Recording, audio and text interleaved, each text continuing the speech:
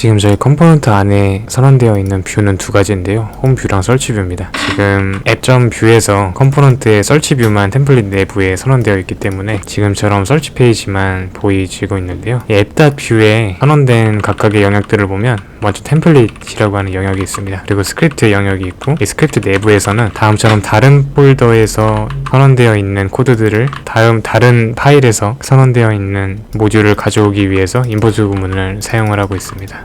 이 서치뷰를 다음처럼 컴포넌트 내부에 로컬 컴포넌트로 등록하면 위에 있는 템플릿 블록 내부에서 해당 컴포넌트를 호출하여서 부를 수 있습니다. 우리는 테일윈드를 사용할 것이기 때문에 스타일 태그는 따로 사용하지 않을 예정인데요. 이 서치뷰 내부를 보면 내부에도 비슷한 형식으로 나와 있습니다. 이때 주의할 점은 컴포넌트를 정의할 때 스크립트 태그 내부에서 익스포트 디포트 구문을 통해 내부에서 선언된 프롭스나 컴포넌트, 데이터와 컴퓨티드와 같은 키값을 둘러싸고 있는 하나의 객체를 반환해야 된다는 점입니다. 그리고 템플릿 내부를 보시면 마치 우리가 HTML 확장자로 끝나는 파일에서 HTML 태그를 작성하는 것과 유사한 형태로 태그들이 작성되어 있는 것을 확인할 수 있고, 다음과 같이 vbind를 적용시킨 모습이라든가 컴포넌트를 직접 이렇게 선언하는 모습은 우리가 싱글 파일 컴포넌트를 사용하기 전에 바닐라 자바스크립트 환경에서 작성했었던 컴포넌트의 모습과 동일하다고 할 수 있습니다. 그래서 먼저 서치 뷰를 지금 템플릿 내부에서만 보여주고 있는데요. 개발 환경을 할 때 개발을 할 때 홈 뷰와 서치 뷰를 번갈아 가면서 화면에 표기를 해야 되는데, 이렇게 필요한 부분만 필요할 때마다 주석 처리를 하는 것이 번거롭기 때문에 먼저 뷰 라우터를 설치를 하여서 라우터 설정을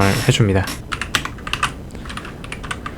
우리는 뷰2 환경에서 개발을 하기 때문에 뷰 라우터 3버전을 설치를 해줘야 됩니다. 그래서 다음처럼 디펜던시 내부에 뷰 라우터를 3.6.5 버전으로 이제 캐럿 표기와 함께 선언을 해주고 pnpm 인스톨을 통해 설치를 해줍니다. 그리고 라우터 설정을 위해 src 밑에 router.js를 선언을 해줍니다. 이 라우터 내부에서는 우리가 작성하는 뷰 앱 내부에서 URL이 어떻게 변경됐을 때 어떤 뷰를 띄울 것인가에 대한 정의를 해주는 공간입니다. 뷰 라우터를 정상적으로 설치했다면 뷰 라우터를 뷰 하이픈 라우터 모듈에서 가져올 수 있습니다.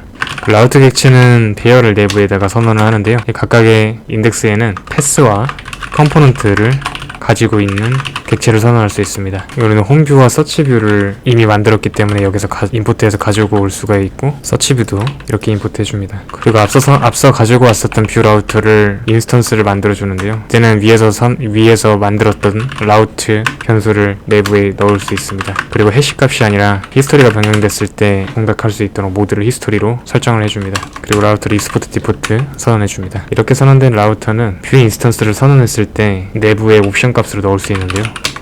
main.js를 보면 뷰 인스턴스를 선언할 때 아직 선언하지 않은 라우터 키값이 있습니다. 이 라우터는 우리가 앞서서 만들었었던 라우터 JS에서 가져옵니다. 그리고 뷰 라우터를 사용하기 위해서는 뷰 객체 내부에 뷰 라우터를 사용한다라고 하는 구문을 다음처럼 작성을 해줘야 됩니다. 테이블에서 각각의 명언을 클릭했을 때 명언의 세부 정보를 볼 수 있는 쿼트 뷰를 만들 건데요. 지금 저희 뷰 폴더 내부에는 페이지 폴더 내부에는 이게 선언이 되어 있지 않아서 지금 만들어주고 과정을 계속 진행하도록 합니다. 쿼트 뷰에 작성된 코드가 어떤 코드인지는 자세하게 나중에 살펴보도록 하겠습니다. 쿼트/id 경로로 들어왔을 때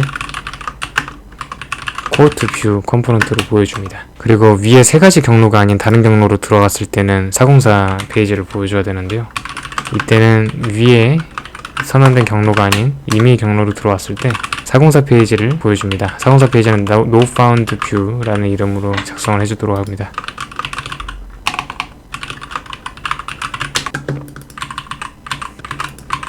네, 이렇게 작성을 해주고요. 이 nofound view는 내부에 테일윈드로 설정한 스타일들과 익스포트 디폴트를 이용하여 컴포넌트의 이름과 컴포넌트 내부에서 사용하는 이 베이스 레이아웃이라고 하는 컴포넌트를 사용합니다. 이 베이스 레이아웃을 보면 이 내부에서 베이스 내비게이션이라고 하는 이제 좌측 사이드바를 표기하는 부분이 있고요. 내부에 슬롯이라고 하는 태그가 있습니다. 이 슬롯이라고 하는 태그를 한번 알아보도록 합니다. 보시면 페이지를 이동한 것과 관계없이 다음처럼 이 내부 컨텐츠만 달라지는데요. 이 좌측 내비게이션 바나 아니면 위에 헤더 같은 경우에는 달라지지가 않습니다. 그래서 이것을 각각의 뷰 파일마다 따로 만들어줄 필요가 없이 이 베이스 레이아웃이라고 하는 컴포넌트를 각각의 컴포넌트에서 참조하기만 하면 내부에 어떤 UI를 선언을 하든 동일한 이제 사이드바가 적용되도록 만든 건데요. 그래서 쿼트 뷰 페이지도 보면 내부의 베이스 레이아웃을 템플릿 태그 내부에서 선언했습니다. 그래서 슬래시와 슬래시 설치, 슬래시 코트 아이디로 각 경로를 이동했을 때 어떻게 이동하는지 한번 살펴보도록 합니다. 앞서 정리했었던 라우트에 있는 각각 URL로 이동했을 때 패스에 따른 컴포넌트가 적용되게 하기 위해서는 앱의 최상단을 선언했었던 앱.뷰에서 이 라우트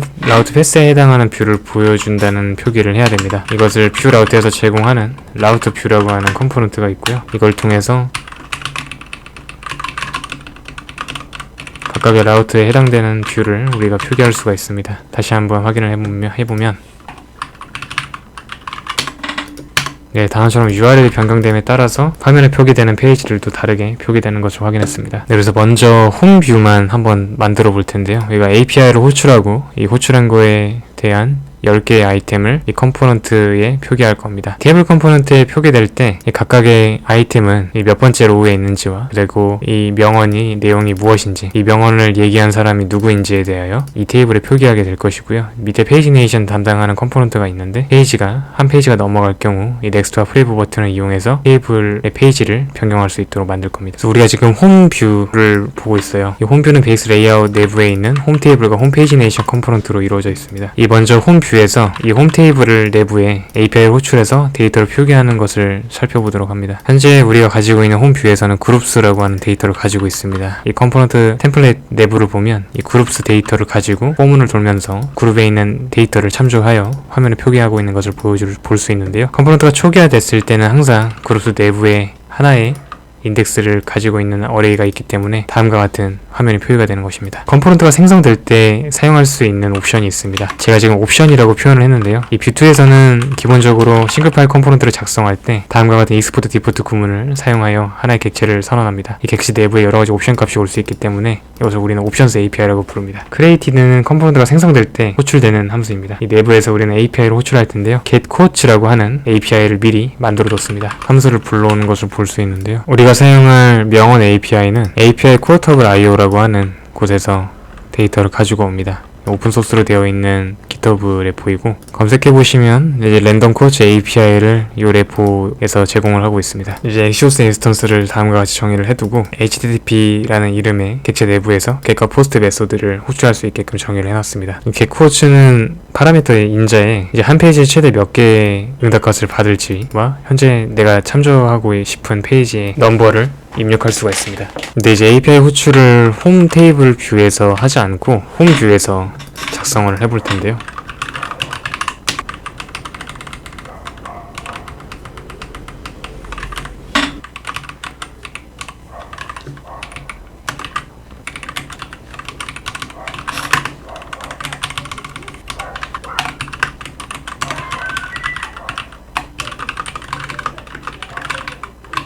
컴포넌트가 생성될 때 호출하는 created 생명주기 함수 내부에서 getQuotes API를 호출하여 이 API 응답값이 어떤 값을 가지고 있는지 한번 살펴보도록 합니다. 보면 다음처럼 데이터 내부에 현재 내가 몇 개의 데이터를 받아왔는지와 이 각각의 인덱스가 어떤 메타데이터를 담고 있는지를 볼 수가 있는데요. 이 명언을 얘기한 사람과 명언의 내용을 확인할 수 있습니다. 그리고 5개씩 잘라서 가지고 왔을 때 토탈 카운트가 2127개 그리고 페이지는 426개가 나오는 것을 확인할 수 있는데요. 우리는 한 테이블에 10개씩 보여줄 것이기 때문에 getQuotes에서 리밋을 5가 아니라 10이라고 표기를 합니다. 그리고 이 홈표 내부에서는 홈 테이블과 홈 페이지네이션 각각 나눠서 우리가 앞서서 받아왔었던 응답값에서 페이지네이션에 관련된 데이터들은 홈페이지네이션 컴포넌트로 그리고 이 UI를 표기할 테이블 UI를 담당할 이 리졸트 내부에 있는 어레이 값들은 이제 홈 테이블 내부 프롭스로 전달해 줄 겁니다. 그래서 이렇게 데이터 응답값으로 받아온 값들은 새로운 뷰를 그릴 때 사용되는 데이터이기 때문에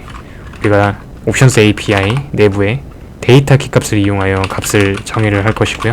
컴포넌트 내부에서 사용되는 데이터 키 값은 항상 함수로 작성되어야 된다고 지난 시간에 배웠는데 함수 내부에서 다음과 같이 페이지네이션을 담당할 데이터인 페이지 인포, 페이지, 토탈 페이지스 값을 입력합니다.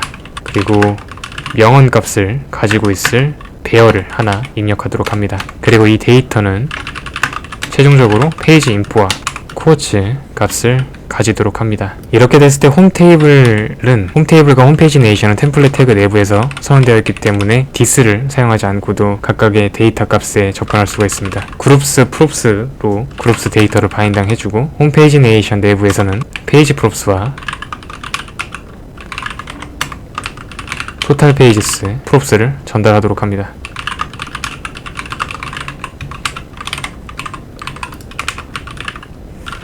홈페이지 네이션 props를 보면요, 다음처럼 토탈 페이지스와 커런트 페이지를 props 내부에 정의했습니다. 이 props는 이렇게 오브젝트 리터럴 형식으로 작성하지 않고 다음처럼 이름만 따서 배열 내부에 선언할 수가 있습니다. 네, 하지만 보시면 다음처럼 객체 형식으로 선언을 했을 때는 기본적으로 이 props가 가지는 타입과 props가 전달되지 않았을 때 디포트 값을 명시할 수 있습니다. API 호출 이후 받은 응답 값을 앞서 선언했었던 데이터에 바인딩을 해줍니다. 데이터 값을 초기화하는 데 사용합니다.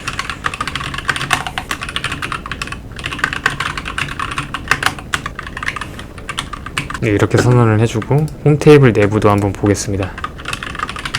홈뷰 컴포넌트에서 홈 테이블에 props로 그룹스를 전달하는데 아직 props 값이 옵션 API 내부에 선언이 되어 있지 않습니다. 밑에서 선언했었던 데이터 내부에 있는 값을 props로 변경해 주도록 합니다. 왜냐면 이 값은 홈 테이블 내부에서 API를 호출하는 것이 아닌 상위 컴포넌트인 홈 뷰에서 데이터 값을 호출하여서 업데이트된 값을 props로 전달받을 값이기 때문입니다. 이 props의 각 키 값을 오브젝트 리터럴 형식으로 작성을 할 때 디폴트 값을 선언할 수 있다고 말씀드렸는데요. 만약에 디폴트 값이 오브젝트 리터럴 형식이거나 배열 형식이라면 다음처럼 함수로 표기를 해야 합니다. 그리고 지금 스피커 값으로 표기를 하고 있는데요. 실제로 내려오는 데이터를 보면 스피커가 아니라 오더라고 하는 키 값을 로 데이터를 받기 때문에 오더로 변경을 해주도록 합니다. 그리고 템플릿 내부에서는 지금 그룹스 props를 홈 테이블에 전달하고 있는데 위에 있는 옵션스 API에서 그룹스를 선언한 부분이 없습니다. 이것은 우리가 API 응답값으로 받은 데이터를 컴포넌트 내부에서 참조하는 코어트와 오더라고 하는 값으로 사용하기 위해 별도의 그룹스 변수를 만들 건데요. 우리가 컴퓨티드 값을 선언하는 방법에 대해서 배웠는데 컴퓨티드 값을 통해 이 데이터 내부에 있는 코어치가 변경됐을 때 하위 컴포넌트에서 받을 수 있는 prop스 값으로 변경해주는 그룹스 함수를 만들어주도록 합니다. 응답값인 this코어치의 map 함수를 호출하여 다음처럼 하위 컴포넌트에서 사용할 수 있는 데이터 형식으로 변경해줬습니다. 네, 이렇게 되면 최종적으로 API가 한번 응답이 왔을 때 completed 함수를 호출하여 다음과 같이 홈 테이블까지 정확하게 props가 전달되는 것을 확인했습니다. 지금 페이지 네이션을 제대로 동작하지 않는데요. 페이지 네이션을 올바르게 동작할 수 있도록 코드를 변경합니다. 이 페이지 네이션 내부에는 각각의 좌우 버튼을 담당하는 프레브와 넥스트가 있습니다. 아직 온클릭 핸들러가 적용이 되어 있지 않습니다. 이 홈뷰에서는 현재 페이지를 페이지라는 값으로 전달하고 있는데 우리가 만든 홈페이지 네이션에서는 커런트 페이지로 받고 있습니다. 그래서 이 값을 페이지로 변경을 해줍니다. 네, 근데 프레브 버튼과 넥스트 버튼을 통해서 페이지를 이동했을 때 다음처럼 페이지가 맨 처음에 생성됐을 때 호출한 getQuote 함수를 다시 호출해야 됩니다. 왜냐면 가리키는 페이지 정보가 달라지기 때문인데요. 그리고 홈페이지 네이션에서 참조하는 이 페이지 정보도 변경돼야 됩니다. 그래서 홈페이지 네이션 내부에서 각 버튼이 눌렀을 때 이 상위 컴포넌트에서 해당 이벤트를 받아 API를 다시 호출하고 변경된 값을 통해서 또다시 그룹스와 페이지 정보들을 하위 컴포넌트에 내려주는 작업을 해야 됩니다. 이 부분을 작업해 보도록 합니다. 하위 컴포넌트에서 이벤트를 전달해야 된다고 방금 말씀을 드렸는데요. 지금 A 태그를 눌렀을 때 이벤트가 발생해야 되기 때문에 클릭 핸들러를 다음처럼 만들어줍니다. 그리고 우리는 커스텀 이벤트를 발생시킬 건데요. change page라고 하는 이름의 이벤트를 발생시킵니다. 그리고 프리브 버튼을 눌렀을 때는 프리브 이벤트를 발생시키고 next 버튼을 눌렀을 때는 next라는 파라미터를 전달하도록 합니다. 그리고 응답값이 왔을 때 페이지가 0이 아닌 1부터 시작하기 때문에 페이지와 토탈 페이지에는 플러스 1을 해줄 필요가 없게 됐습니다. 그리고 이렇게 홈페이지 네이션에서 발생시킨 커스텀 이벤트를 홈 뷰에서 처리하는 과정을 작성합니다. 다음처럼 change page 이벤트 핸들러를 홈페이지 네이션 컴포넌트에 바인딩 시켜야 되는데요. change page 이벤트 발생했을 때 페이지를 변경시키는 것이므로 onPage update 함수를 호출합니다. 그리고 옵션스 API 내부에 메소드 키값이 없는데 메소드를 정의해 주도록 하겠습니다.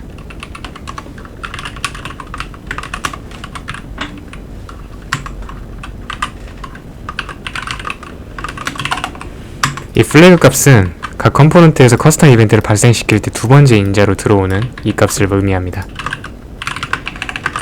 이 플래그 값이 넥스트일 때는 페이지 인포의 페이지를 플러스 1만큼 증가시킵니다.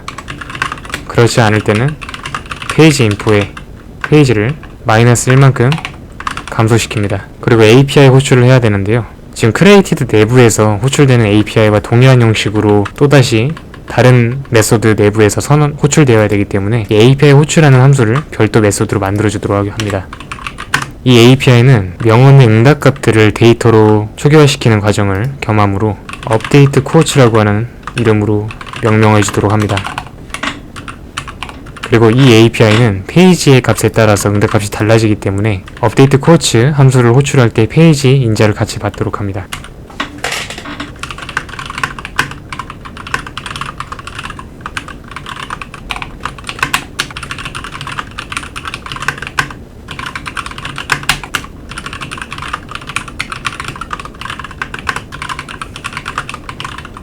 응답값으로 들어온 페이지와 토탈 페이지스를 페이지 인포 데이터를 업데이트하는 데 사용하고 코어츠 데이터도 업데이트 해줍니다.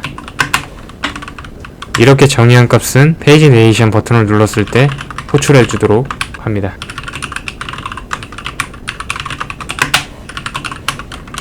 그리고 크리에이티드 내부에서 호출한 함수도 앞서서 정의했었던 업데이트 코어츠 함수를 호출해 주도록 합니다.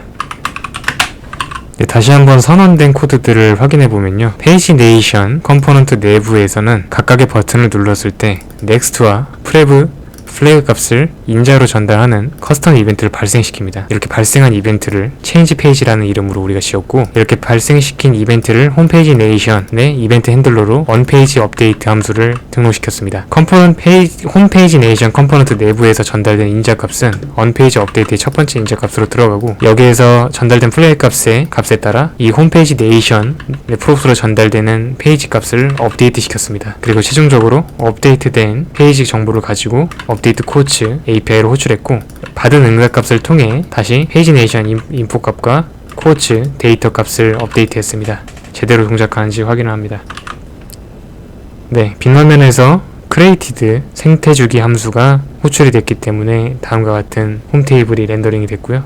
넥스트와 프레이브 버튼을 눌렀을 때 다음처럼 뷰가 변경되는 것을 확인할 수 있습니다. 네, 근데 지금 저희가 요 몇 번째 인덱스인지가 업데이트가 되지 않는데요. 이것은 저희가 나중에 컴포넌트를 개선하는 과정을 할 때 수정해 보도록 하겠습니다. 네, 이렇게 해서 오늘은 홈 테이블 컴포넌트 내부에서 데이터를 불러와서 페이지 네이션 컴포넌트와 결합시키는 작업을 같이 했습니다. 네, 오늘 예제 실습에서 쓰인 코드들은 채널 2-1-end와 홈페이지 네이션 부분은 채널 2-2-end를 참조하시면 되겠습니다. 고맙습니다.